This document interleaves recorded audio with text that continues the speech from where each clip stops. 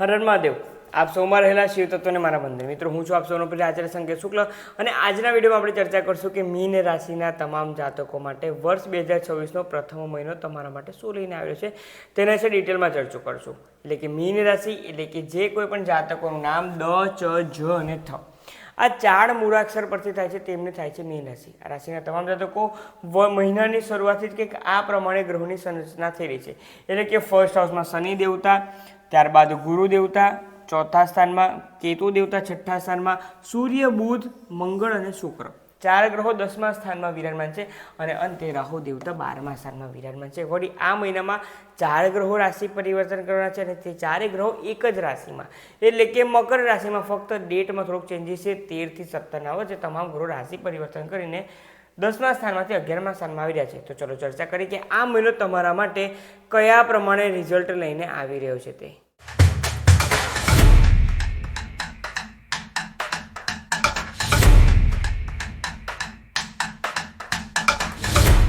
તો મીન રાશિના તમામ જાતકો તમે તો સાંભળ્યું હશે કે 7.5 ચાલી રહી છે, 7.5નો મહત્વનો તબક્કો ચાલી રહ્યો છે। ચલો જોઈએ વર્ષ 2026ની શરૂઆત તમારા માટે કયા પ્રમાણે છે। સૌપ્રથમ તમારા સ્વાસ્થ્ય બાબતે તો તમે જોશો કે તમારા રાશિના સ્વામી વિરાજમાન છે ચતુર્થ સ્થાનમાં અને તે પણ વક્રી અવસ્થામાં।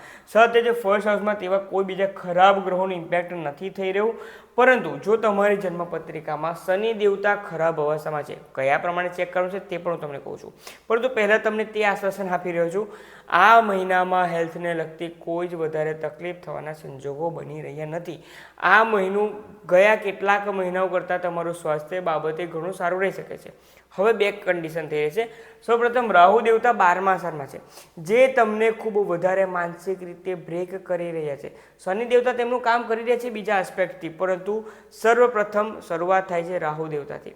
જો તમને પણ ઓવર થિંકિંગ વધારે થઈ રહ્યું હોય, તમને પણ એકલું ફીલ થતું હોય, એકલતાપણું, જાણે તમે એકલા પડી ગયા છો, આ પ્રમાણેના જો સંજોગો થતા હોય અને સાથે જ તમને દાંતની તકલીફ, આંખોને લગતી તકલીફ, સાંધાઓનો દુખાવો થવો, સ્નાયુઓ ખેંચાવા, પેટને લગતી તકલીફ, આ તકલીફોમાંની કોઈ તકલીફ અને સાથે માનસિક રીતે જો તમે હેરાન થઈ રહ્યા છો ને, તો તમે સમજો કે તમારી જન્મપત્રિકામાં શનિ દેવતા ખરાબ અવસ્થામાં છે, તે એક્ટિવ થઈ ચૂક્યા છે અને રાહુ દેવતાનો પણ તેમને સાથ મળવા જઈ રહ્યો છે। આ પ્રમાણેના સંજોગો બની રહ્યા છે। ઉપાય શું કરવાના છે તે હું વિડીયોના અંતમાં કહેવાનો છું, પરંતુ જો શનિ દેવતા અને રાહુ દેવતા સારી અવસ્થામાં હશે જન્મપત્રિકામાં, આ તમામ તકલીફો નથી થઈ રહી, તો માની લો કે આ મહિનો તમારો ઘણો સારો જઈ શકે। તો મિત્રો ચર્ચા કરીએ તમારા સંતાન બાબતે। તો સંતાન સ્થાનમાં ચંદ્રદેવની રાશિ છે અને મિત્રો ચંદ્ર દેવતા તો દરેક અઢી દિવસે રાશિ પરિવર્તન કરતા જ હશે, આપ સૌ તો તે હવે જાણી ચૂક્યા હશો। તો ચંદ્ર દેવતા રાશિ પરિવર્તન તો કરે છે, પરંતુ આ મહિના દરમિયાન તમારા બાળકનું ફોકસ ઘણું સારું રહી શકે છે। તેનું કારણ તે પછી તમારું બાળક જે છે તે થોડું શિસ્તતાબદ્ધ થઈ શકે છે। કયા પ્રમાણે? મંગળ દેવતા જે વિરાજમાન છે, મંગળ દેવતાની અષ્ટમ દ્રષ્ટિ થઈ રહી છે તમારા પંચમ સ્થાન પર।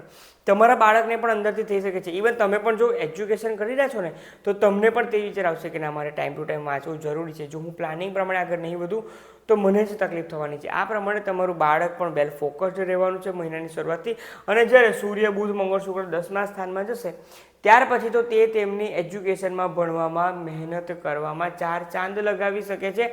આ પ્રમાણે તે આગળ વધી શકે છે। તેથી બાળક બાબતે પણ, સંતાન બાબતે અને તમારા પોતાના એજ્યુકેશન, સંતાનના સ્વાસ્થ્ય બાબતે પણ આ મહિનો ઘણો સારો છે।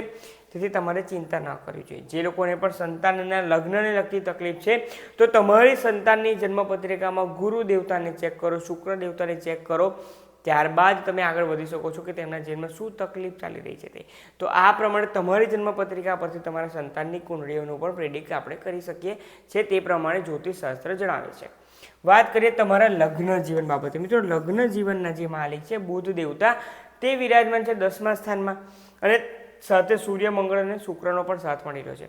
તો લગ્ન જીવનમાં કંઈક મેજર તકલીફ નથી, પરંતુ હા, તમારા લાઈફ પાર્ટનર થોડુંક વધારે બિઝી આ મહિનામાં થઈ શકે છે। તે જાણે તમને સાથ જ નથી આપી રહ્યા, તે ફક્ત તેમના કામમાં જ ઇન્વોલ્વ થઈ રહ્યા છે।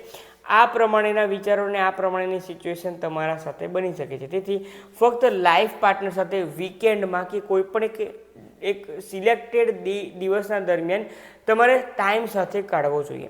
આ મહિના દરમિયાન તમારા લાઈફ પાર્ટનરનું સ્વાસ્થ્ય પણ ઘણું સારું રહી શકે છે, પરંતુ મહત્વનું તે છે તમારા લાઈફ પાર્ટનરને તે જે કંઈ પણ કામ કરી રહ્યા છે તેમાં રિવોર્ડ્સ એન્ડ રેકગ્નાઇઝેશન સામેથી મળી રહ્યા છે અને તેમને પણ જીવનમાં આગળ વધવાનો જે ગોલ જે છે, પાથ છે, તે તમને દેખાઈ રહ્યો છે. હવે જો તમારા લાઈફ પાર્ટનર હાઉસવાઈફ હોય તો તેમને કોણ રિવોર્ડ્સ આપી શકશે? તે પ્રમાણેનો આહાર ભોજન બનાવી શકશે. તમારું શિડ્યુલ પ્લાનિંગમાં તમને તે પ્રમાણે મદદ કરશે કે તમે સામેથી તેમને વખાણ કરશો. તમે સામેથી તેમને કહી શકો છો કે તમારા કારણે હું આટલો આગળ વધી રહ્યો છું, તમારો સપોર્ટ મને ઘણો સારો છે. આ પ્રમાણે તેમ નથી હોતું કે હાઉસવાઈફને પણ રેકગ્નાઇઝેશન ન મળે. તે આપણા હાથમાં હોય છે. આપણે તે પ્રમાણે રેકગ્નાઇઝેશન તેમને આપવું પડશે. તમને સામેથી જ ઈચ્છા થશે કે ના, આ વખાણ કરવા જ જરૂરી છે. પરંતુ જો જોબ કરી રહ્યા છે લાઈફ પાર્ટનર, બિઝનેસ કરી રહ્યા છે, તો અવ્વલ દરજા પર તે જઈ શકે છે. તેમને ઘણું સારું સંજોગો બની રહ્યા છે. વાત કરીએ ભાગ્ય બાબતે. ભાગ્યના સ્થાનના માલિક પહેલા કર્મના સ્થાનમાં. હવે કર્મના સ્થાનમાં ભાગ્યના સ્થાનના માલિક છે ને, તો તેમને તે જ થાય છે કે ક્યારે હું બધું કામ પતાવી દઉં, બધું કામ હું જ કેમ ન કરી નાખું અને મારા સિવાય કોઈ આગળ વધવું જ ન જોઈએ. આ પ્રમાણે તેનું હશે. તે કોઈના માટે રાહ નથી જોતા. તે પ્રમાણે તમે પણ તમારા કર્મ બાબતે ઘણું આગળ વધશો અને જીવનમાં તે જ વિચાર કરશો કે મારે બહુ જીવનમાં એચિવમેન્ટ કરવાનું છે. હવે પાછળ નથી પડવાનું. ઘણા સમયથી બધું ડિલે ચાલી રહ્યું છે. હવે તે ડિલેને દૂર કરીને મારે આગળ વધવાનું છે. કયા પ્રમાણે ડિલે વર્ડ હું બોલી રહ્યો છું? શનિદેવની દ્રષ્ટિ થઈ રહી છે, દસમ દ્રષ્ટિ તમારી જન્મપત્રિકાના કર્મ સ્થાન પર. એટલે કે શનિ દેવતા જે દ્રષ્ટિ કરી રહ્યા છે કર્મસ્થાન પર, ભાગ્યના સ્થાનના માલિક પર. ભાગ્યના સ્થાનના માલિક કહી રહ્યા છે તમે ફક્ત મહેનત કરો, આગળ વધો. હું તમને શનિદેવના પાસેથી ઘણું સારું ફળ અપાવી શકીશ. તેમનું ડિલેને હું ઓછું કરાવી શકીશ.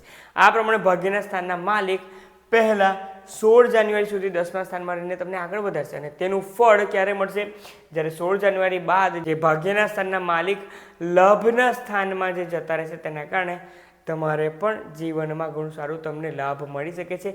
પાસ્ટમાં કરેલી મહેનત, પાસ્ટમાં કરેલું ઇન્વેસ્ટમેન્ટ તમને ધનાગમન કરાવી શકે છે. હવે તમે પાસ્ટમાં કયા પ્રમાણેનું આગળ વધ્યા છો તે તમારા પર જ બાકી રહેશે, તમારી જન્મપત્રિકાના ગ્રહોના આધારે. પરંતુ જે પ્રમાણે ચંદ્રકુંડળીના આધારે આ મહિનામાં સંજોગો બની રહ્યા છે, તમામ ગ્રહોનો તમને સાથ મળી રહ્યો છે મિત્રો, અને તેના કારણે જ હું તમને કહી શકું છું આ મહિનો મીન રાશિના જાતકો ભલે 7.5 ચાલી રહી છે, જે લોકો પણ કર્મ પ્રધાન વ્યક્તિઓ છે, જેમની જન્મપત્રિકામાં શનિ દેવતા સારી અવસ્થામાં છે, તેના માટે આ સમય એક ગોલ્ડન પીરિયડ સમાન વર્ષની શરૂઆત કરી શકે છે. તમને પણ થશે કે સાચે 7.5માં આટલી સારી સફળતા મળી શકે, મળવાની છે તમને. તો તમારા સ્વાસ્થ્ય બાબતે પણ વાત કરી, તમારા લાભ બાબતે વાત કરી. હવે જો મિત્રો આપણે ઉપાય બાબતે ચર્ચા કરીએ તો તમામ મીન રાશિના જાતકો આ મહિના દરમિયાન તમારા જીવનમાં એક રોજના જીવનમાં શિડ્યુલ બનાવવાની જરૂર છે કે જો સવારે ઉઠી જવાનું છે તો સવારે 6 વાગે ઉઠી જવાનું છે. ત્યાર પછી તેનાથી લેટ થશો તે નહીં ચાલે. હા, વહેલા તમે ઉઠી જશો કે કોઈ પણ દિનચર્યાની શરૂઆત વહેલું કરશો તો ચાલશે, પરંતુ ડિલે લેટ ક્યાંય થવાનું નથી. જો 10 વાગે ટ્રેન હોય તો 9:30 તમારે ત્યાં પહોંચી જવાનું છે. અને જો જોબ ઉપર પણ 10 વાગે પહોંચવાનું હોય તો તે પહેલાં પહોંચી જાઓ.